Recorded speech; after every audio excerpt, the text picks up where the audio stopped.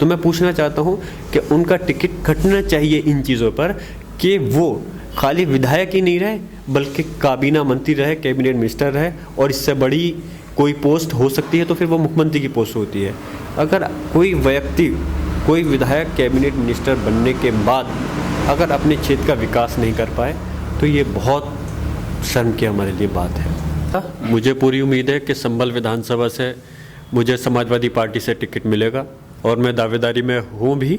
अच्छा चलिए मान लेते हैं अगर समाजवादी पार्टी आपको विधानसभा चुनाव में टिकट नहीं देती है तो क्या आप फिर भी चुनाव में उतरेंगे संभल विधानसभा से? देखिए भाई, मैं अपनी पॉजिटिव सोच रखता हूँ, फिर पता चल जाएगा कि मुझको, आपको और पूरी जनता को कि वो पार्टी के दम पर जीतते आते हैं चुनाव या फिर अपने दम पर चुनाव जीतते।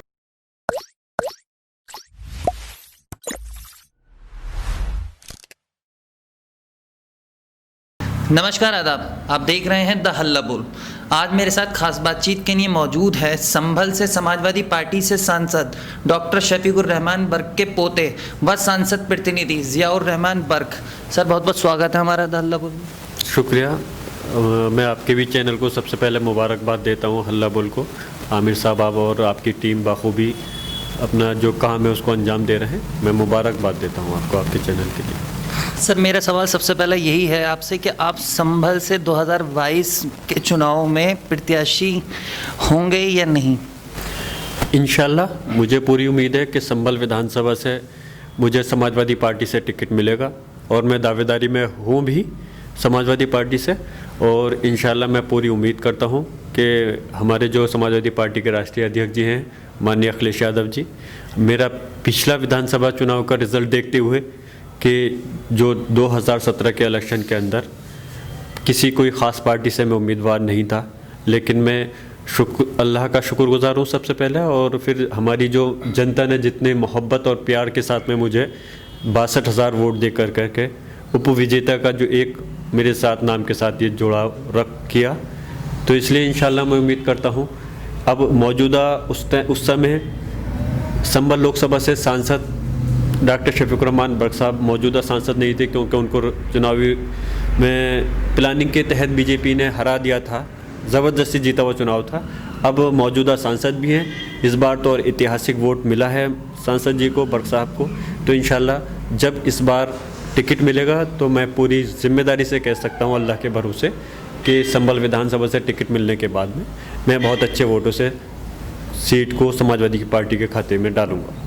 आपने कहा कि आप समाजवादी पार्टी के टिकट पर संभल से विधानसभा का चुनाव लड़ेंगे, लेकिन यहाँ से मौजूदा जो विधायक हैं वो पिछले 25 साल से समाजवादी पार्टी के टिकट पर चुनाव लड़ रहे हैं, तो इस बार भी उनकी दावेदारी, लोग कहते हैं कि उनकी दावेदारी सबसे मजबूत है। तो आप किस तरीके से आप कह रहे हैं कि मतलब आप समाजवादी पार्टी के टिकट पर ही संभल से चुनाव लड़ेंगे?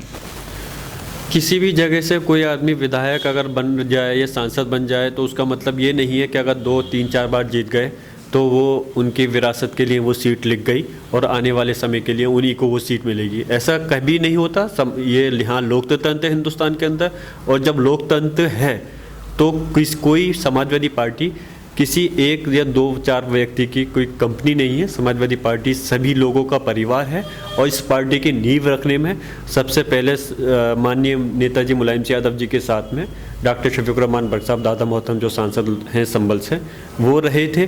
तो अगर यहाँ से मौजूदा विधायक है तो इसका मतलब ये नहीं कि आने वाले वक्त के अंदर भी ये टिकट उन्हीं का उनके लिए लिख दिया गया कि जब तक हयात तक उनको टिकट मिलता रहेगा।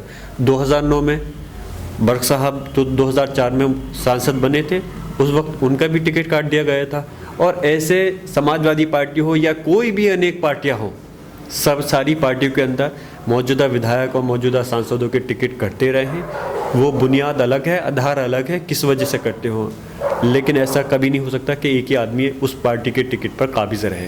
तो इसलिए मैं इसी उम्मीद के तहत कि जैसे कि माननीय अखिलेश यादव जी को हमें 2022 के अंदर हम चाहते हैं कि समाजवादी पार्टी की सरकार बने, और जो ये भारतीय जनता पार्टी की जो सरकार है, जो हिंदू मुस्लिम के अंदर फूट डाल करके राजनीति कर रहे हैं हम, और जो सिर्फ हर मुद्दे पर नाकाम है, विकास से लेकर के कोई भी मामला हो किसानों तक का, हर जगह फेल है।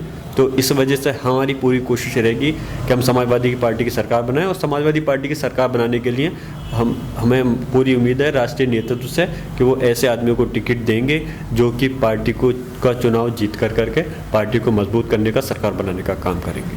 अच्छा चलिए मान लेते हैं अगर समाजवादी पार्टी आपको विधानसभा चुनाव में टिकट नहीं देती है तो क्या आप फिर भी चुनाव में उतरेंगे संभल विधानसभा से? देखिए भाई, मैं अपनी पॉजिटिव सोच रखता हूँ, मैं नेगेटिव सोच रख ही नहीं रहा कि मुझे नहीं मिलेगा। नेगेटिव वो तो अल्लाह मालिक है, क्या हुक्म रब्बी होगा, लेकिन मुझे तो उम्मीद पॉजिटिव है और इंशाल्लाह मैं उम्मीद रखता हूँ कि टिकट मुझको ही मिलेगा और इंशाल्लाह मैं चुनाव लड़ूंगा और जीतूंगा। अगर समाजवादी पार्टी आपको ऑफर देती है कि आप संभल विधानसभा के अलावा किसी और विधानसभा से समाजवादी पार्टी के टिकट पर चुनाव लड़ें?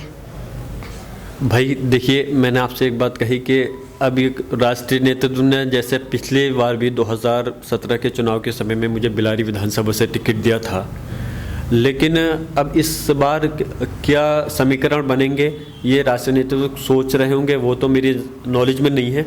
लेकिन हमारी दावेदारी पूरी तरह से संभल विधानसभा पर है और हम संभल विधानसभा से ही चुनाव लड़ना चाहते हैं। अच्छा, आपके दादा डॉक्टर शफीकुर रहमान बर्क ने ये इल्ज़ाम लगाया था कि 2019 के लोकसभा चुनाव में नवाब इकबाल ने, जो यहाँ से विधायक हैं समाजवादी पार्टी से, उन्होंने बीजेपी का इलेक्शन लड़ाया था, तो ये कितना सही है? सही है, इल्ज़ाम लगाया था, इसमें कोई कहीं से कहीं तक कुछ गलत नहीं है, सब सच्चाई है। 2014 के अंदर उन्होंने बहुजन समाज पार्टी को चुनाव को, आज भी उनके लोगों के हमारे पास में सबूत हैं विथ फोटो, खाली नाम के लिए नहीं, जो एजेंट तक बने हुए थे 2014 के चुनाव में बसपा के। हम 2014 से बर्क साहब प्रत्याशी थे समाजवादी पार्टी के, और वो कैबिनेट मंत्री होते हुए भी उन्होंने और उनके आदमी ने बहुजन समाज पार्टी का खुले कई जगह तो उनका विरोध भी हुआ था उस समय पर, उन्होंने चुनाव लड़ाया था। और 2019 के लोकसभा के इलेक्शन में मैं आपको खाली मूली कहना और होने में फ़र्क होता है, मैं सबूत दे सकता हूं कि जिस जगह पर उनके लोगों के वोट लगते थे उस जगह पर भारतीय जनता पार्टी के वोट निकले। तो इसी मैं कहता हूं कि उन्होंने बीजेपी को वो करा, क्योंकि जाहिर सी बात है समाजवादी बसपा का इस बार गठबंधन था, तो इस बार बसपा को तो सपोर्ट कर नहीं सकते थे। कांग्रेस के अंदर इतना वजूद नहीं था, जो कांग्रेस कुछ कर लेती तो उन्हें उम्मीद थी कि बीजेपी जीत जाए। क्योंकि उनका मतलब ये नहीं है कि पार्टी को मजबूत करने का, वो तो ये सिर्फ बर्क साहब की मुखालफत के अंदर अगर वो बीजेपी को मजबूत करने का मौका मिलता है तो वो कभी पीछे नहीं हट सकते। अच्छा, 2022 के चुनाव में आपको संभल और यूपी में असदुद्दीन ओवैसी सबसे बड़ी चुनौती है या बीजेपी सबसे बड़ी चुनौती है? देखिए, अभी तो चुनाव सही तरह से शुरू भी नहीं हुआ, क्योंकि अभी तो जो चल रहा है चुनाव ग्राम पंचायत का, और उसके साथ साथ जो है ज़िला पंचायत के चुनाव चल रहे हैं। अभी चुनौती तो सामने आएंगी, और जाहिर सी बात है असदुद्दीन ओवैसी साहब जो हैं वो बिहार में लड़े, तो उन्होंने ऐलान किया है कि यूपी में भी लड़ेंगे। हर आदमी को इख्तियार है अपनी पार्टी को चुनाव लड़ाने का, लोकतंत्र है जैसा कि मैंने पहले कहा। लेकिन हमारे लिए सामने जो चुनौती है मेन, वो भारतीय जनता पार्टी है, और बीजेपी की भी इंशाल्लाह हम उम्मीद करते हैं कि पोल इस बार खुलेगी। लोग कहें अलग बात है कि लंबे टाइम तक आप किसी आदमी को गुमराह कुछ वक्त तक कर सकते हो, लेकिन मुस्तकिल लंबे वक्त तक गुमराह नहीं कर सकते। उन्होंने जो अपने चुनावी वादे किए थे भारतीय जनता पार्टी ने, और जिन मुद्दों को लेकर के चुनाव में आए थे उन्होंने जीत हासिल की थी, उस पर वो कहीं से कहीं तक भी नहीं टिक पा रहे। तो इसलिए हम उम्मीद करते हैं कि बीजेपी की इस बार पोल खुल जाएगी। लेकिन फिर भी चुनौती बीजेपी को इसलिए मान रहे हैं, इस टाइम उत्तर प्रदेश और केंद्र के अंदर बीजेपी की सरकार है, पूर्ण बहुमत की सरकार है, इसलिए चुनौती उनसे रहेगी। लेकिन फिर भी हम यकीन रखते हैं इस बार बीजेपी को पूर्ण बहुमत तो दूर की बात है, कहीं से कहीं तक बीजेपी सरकार का बनाने का मतलब ही नहीं बनता, और इंशाअल्लाह इस बार इसके अंदर समाजवादी पार्टी की हुकूमत 2022 में बनेगी। असदुद्दीन ओवैसी जैसे बिहार में उन्होंने आरजेडी को नुकसान पहुंचाया, तो ऐसा यूपी में भी पहुंचाएंगे? अब देखिए, ये तो अब उनके ऊपर है। बसपा में उस समय गठबंधन असदुद्दीन ओवैसी साहब का वहाँ पे बिहार में हो गया था, हो सकता है अभी मैं क्यों ये उठाऊँ, क्या मालूम कि कल को जैसे कि हमारे माननीय राष्ट्रीय अध्यक्ष अखिलेश यादव जी कह चुके हैं कि इस टाइम जो है वो छोटी पार्टियों के साथ गठजोड़ करेंगे इस विधानसभा के चुनाव में, आपको भी मालूम होगा। तो जब वो छोटी पार्टियों के साथ गठजोड़ करेंगे तो अभी मैं नहीं कह सकता, क्या हो भी सकता है कि कल को मैं मतलब मैं 100% तो नहीं कह सकता, लेकिन हो सकता है कि कल को उनके साथ भी गठबंधन समाजवादी पार्टी का हो जाए, लेकिन ये तय हम नहीं करेंगे, ये तय करेंगे राष्ट्रीय नेतृत्व तय करेंगे कि किसके साथ गठबंधन करना है। हो सकता है जो अक्सरुद्दीन ओवैसी साहब चुनाव लड़ना चाह रहे हैं, बिहार में उन्होंने बसपा के साथ गठबंधन किया था, हो सकता है कल को समाजवादी पार्टी के साथ भी गठबंधन हो सकता है। तो इसलिए मैं अभी कोई उंगली नहीं उठाना चाहता, ये राष्ट्रीय नेतृत्व के ऊपर है कि वो बड़ी पार्टियों के लिए उन्होंने साफ तौर पे कह दिया है, जैसे बहुजन समाज पार्टी है उनके साथ गठबंधन नहीं होगा। तो छोटी पार्टियों में तो जाहिर सी बात है AIM भी आ जाती है या और भी दूसरे दल भी आ जाते हैं, लोक दल से ऑलरेडी गठबंधन है ही। तो कल को अगर राष्ट्रीय अध्यक्ष जी अगर उनको अपनी पार्टी में गठबंधन के अंदर शामिल कर लेंगे तो वो ख़त्म ही हो जाएगा आपस की उनके कोई मुखालफत का मसला। आप सांसद प्रतिनिधि हैं, तो क्या चुनौतियां हैं संभल में? देखिए, चुनौतियां संभल के अंदर बहुत सारी हैं। अब इस समय हम संभल के अंदर सांसद तो बन गए, दादा मोहतरम हैं और मैं प्रतिनिधि हूं उनका, लेकिन चुनौतियां विकास के रूप में काफ़ी लंबी ज़रूरत है यहाँ संभल को विकास की, और वो हर तरह की ज़रूरत हो, चाहे वो एजुकेशन का मामला हो या हमें देखें चिकित्सा का मामला हो या रोड के कंस्ट्रक्शन का मामला हो या कोई भी XYZ फॉर एग्जांपल कोई भी चीज़ हो, तो बहुत सारी चीज़ें हैं। लेकिन अब हम सांसद बने हैं बर्क साहब, तो हमारी हुकूमत समाजवादी पार्टी की इस समय नहीं है। अगर हुकूमत होती तो इंशाल्लाह ताला हम तब दिखाते एक सत्ता के सांसद कितना यहाँ पर काम कर सकते थे या करते, जैसा कि पहले जब रहे हैं तो जो भी हमसे बन है उस टाइम संभल के लिए किया है। अब निधि ही जैसे सांसदों को मिलती थी, विधायक सांसदों को, वो निधि ही ख़त्म कर दी गई। छोटे मोटे काम शहर के गांव के जो भी हुआ करते थे जनहित के कार्य उनको करा दिया करते थे। अब भारतीय जनता पार्टी ने उसी निधि को बंद कर दिया, तो ना तो हम उसी से छोटे मोटे जो काम की हम उम्मीद थी ना वो हम करा पा रहे हैं। प्रधानमंत्री ग्राम सड़क योजना हुआ करती थी, उसके अंदर अभी तक कोई पैसा 2 साल होने को आ गए, कोई 1 रुपया नहीं आ करके कोई काम सांसद जी की संस्तुति से कोई काम नहीं हुआ है। तो हम चाहते हैं कि संभल के अंदर अगर सरकार बदलेगी, बीजेपी की सरकार हटेगी, हमारी सरकार बनेगी, तो इंशाअल्लाह ताला हम संभल के अंदर सबसे पहले जो दादा मोहतरम की कोशिश है कि संभल के अंदर यूनिवर्सिटी बननी चाहिए, जो कि यहाँ के नौजवानों को बहुत, हमारे बच्चे हैं या नौजवान जो भी हैं उनको तालीम की ज़रूरत है, बाहर जाना पड़ता है। और जब तक यूनिवर्सिटी बनेगी उससे पहले हम चाहते हैं, यूनिवर्सिटी बनने में तो वक्त लगेगा, लेकिन उससे पहले कोई एक अच्छा सा कॉलेज की हमारी कोशिश है कि बन जाए, कि जिससे कि कम से कम कुछ प्रोफेशनल कोर्सेज आ जाएं, जिससे कि लोगों को जाना वहाँ से रुक जाए। फिर उसके बाद सरकार बनने के बाद में हमारी उम्मीद ये रहेगी कि जो हमारा संभल का चिकित्सालय है, जो हमारा संभल का हॉस्पिटल है, उस हॉस्पिटल को उसी ज़िला हॉस्पिटल तो ज़रूर है, लेकिन ज़िला हॉस्पिटल के हिसाब से वहाँ पर सुविधाएँ नहीं है कतई भी। हम चाहेंगे कि उसके अंदर वो तमाम सुविधाएं लाई जाएं जो कि ज़िला अस्पताल के अंदर होती हैं, और उसके अंदर उन तमाम लोगों को जो गरीब लोग ख़ास तौर से वो जा करके वहाँ इलाज नहीं करा पाते प्राइवेट हॉस्पिटल में, उनको वो सुविधाएं और इलाज वहाँ पर मिल सके।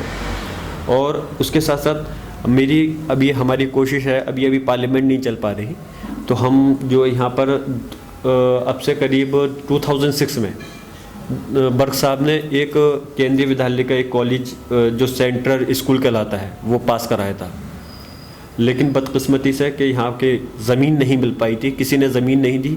वो बनता तो सरकारी ज़मीन पर ही, लेकिन उस टाइम टेम्परेरी जब फातमी साहब मिनिस्टर थे, कांग्रेस की हुकूमत थी, तो उस टाइम ये था कि वो चाहते थे कि प्राइवेट ज़मीन कोई मिल जाए, फ़िलहाल हम इंस्टीट्यूशन उस पर स्टार्ट करके क्लासेस वगैरह, बाद में सरकारी ज़मीन लेके वो कर देंगे, लेकिन वो ज़मीन नहीं मिल पाई, उस वजह से वो बाद में वो चला गया। इंशाल्लाह हमारी कोशिश है फिर से हम उसको सेंट्रल स्कूल को हम संभल के अंदर उसको बनवाएं, ये चीज़ें। और उसके अलावा भी बहुत सारे ऐसे हैं, अब जैसे फॉर एग्ज़ाम्पल योगी जी का नारा था कि हम जो गड्ढा मुक्त सड़कें करेंगे। जब उन्होंने कुर्सी पर बैठे थे तो कहा था कि हम जो है कुछ दिन के अंदर गड्ढा मुक्त कर देंगे, लेकिन ताज्जुब और अफसोस की बात यह है आज हम निकलें तो गड्ढे, सड़कों में गड्ढे नहीं, बहुत सी जगह ऐसी हैं जहाँ गड्ढों में सड़कें हैं। इतना बुरा सूरत हाल है। अब कहीं के लिए लोग इलाज के लिए अगर जा रहे हैं, अगर कोई मरीज़ को लेकर के, अब जब बुरी तरह से उसकी सिचुएशन सड़क की होगी तो उनको जो जितने कम वक्त के अंदर हॉस्पिटल पहुंचना होगा नहीं पहुंच पाते। इसलिए कहीं ना कहीं ये काफ़ी सारी समस्या हैं जिस पर हमारा पूरी तरह से ध्यान है, और हम चाहते हैं आने वाले समय के अंदर इन तमाम चीज़ों को हम दूर करके संभल के अंदर विकास कर सकें। मेरा आखिरी सवाल है कि संभल में विकास नहीं हुआ तो इसके लिए कौन जिम्मेदार है? देखिए जाहिर सी बात है, संभल के अंदर विकास अगर नहीं हुआ तो मैं तो कह रहा हूँ कि इससे पहले आप एक चीज़ अंदाज़ा लगाइए कि बर्क साहब जो हैं मुरादाबाद से सांसद बनते चले आ रहे हैं 1996 से लेकर के।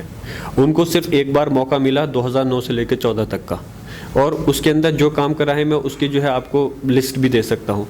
लेकिन मैं पूछना चाहता हूँ, सवाल करना चाहता हूँ लोगों से, जैसे कि आपने अभी किया था मुझसे क्वेश्चन कि भाई एक जो साहब वो विधायक है 5 बार से, बकौल आपके क्वेश्चन को रिपीट कर रहा हूँ, 5-6 बार से विधायक बनते आ रहे हैं, 25 साल से विधायक है, तो उनका टिकट क्यों कटेगा?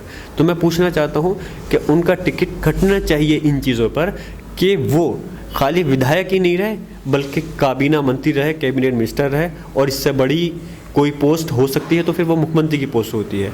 अगर कोई व्यक्ति, कोई विधायक कैबिनेट मिनिस्टर बनने के बाद अगर अपने क्षेत्र का विकास नहीं कर पाए तो ये बहुत शर्म की हमारे लिए बात है।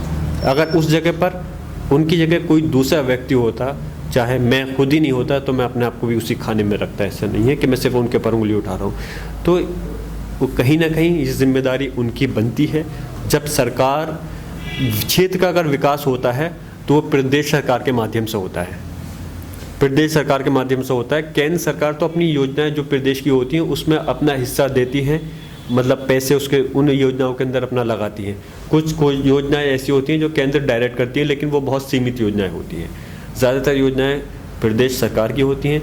अब प्रदेश सरकार भी तो तभी करती है जब यहाँ के जो नुमाइंदे थे, जिनको जनता ने जिता करके उनको विधानसभा में भेजा था, इस उम्मीद के साथ बार बार जिता करके भेजा कि हो सकता है कि इस बार हमारी ये जो कमियां थी वो अपनी उनको दूर कर करके इस बार हमारे क्षेत्र का विकास कराएंगे। लेकिन अफसोस की बात है, हर बार उनको नाउम्मीद ही हासिल लगी। जो आदमी 2 टर्म में मंत्री कैबिनेट मिनिस्टर रहा हो, उसके बाद अगर काम नहीं करा पाए तो फिर उसके अब बाकी उसके बाद हम ये सोचें कि वो विपक्ष के अंदर काम करा लेंगे, तो ये तो हमारी ना समझिए वैसी बात होगी।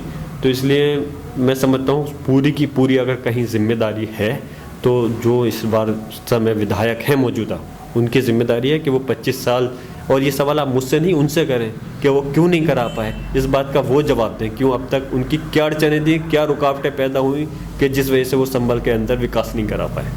लोग कहते हैं कि अगर उन्होंने वो कहते हैं कि अगर उन्होंने विकास नहीं किया तो लोग उनको चुन क्यों रहे हैं? चुनना, देखिए आपने जो क्वेश्चन करा कि चुन क्यों रहे हैं, आदमी जो है समाजवादी पार्टी उत्तर प्रदेश के अंदर तो मजबूत है, लेकिन उत्तर प्रदेश के अंदर जो सबसे ज़्यादा अगर मजबूती की अगर बात रहती तो हमारे पश्चिम यूपी में आप उठा करके देख लीजिए कि जब सूपड़ा साफ हुआ, फॉर एग्जाम्पल इस समय आप उठा के देखिए कि 2019 के लोकसभा के इलेक्शन में सब जगह से साफ हो गया मामला। लेकिन बीजेपी ने चाहे वो प्लानिंग के तहत, बेईमानी के तहत जो भी कहीं ना कहीं अपना हथकंडे अपनाए, लेकिन उसके साथ साथ इन हालात में भी संभल, मुरादाबाद, अमरोहा, रामपुर, बिजनौर ये सीटें किसके खाते में गई? सपा बसपा के गठबंधन में गई। और यकीनन समाजवादी की जो सीटें जीती वो तो जीती ही, उसके साथ जो बसपा की सीटें जीती वो भी। फिर पता चल जाएगा कि मुझको, आपको और पूरी जनता को कि वो पार्टी के दम पर जीतते आते हैं चुनाव या फिर अपने दम पर चुनाव जीतते हैं। सर बहुत बहुत शुक्रिया हमसे बात। ठीक, बहुत शुक्रिया आपका। ये थे सांसद प्रतिनिधि ज़ियाउर रहमान बर्क, जिन्होंने बड़ी बेबाकी से हर सवाल का जवाब दिया। कैमरामैन सलमान के साथ मोहम्मद आमिर, तहल्लुम।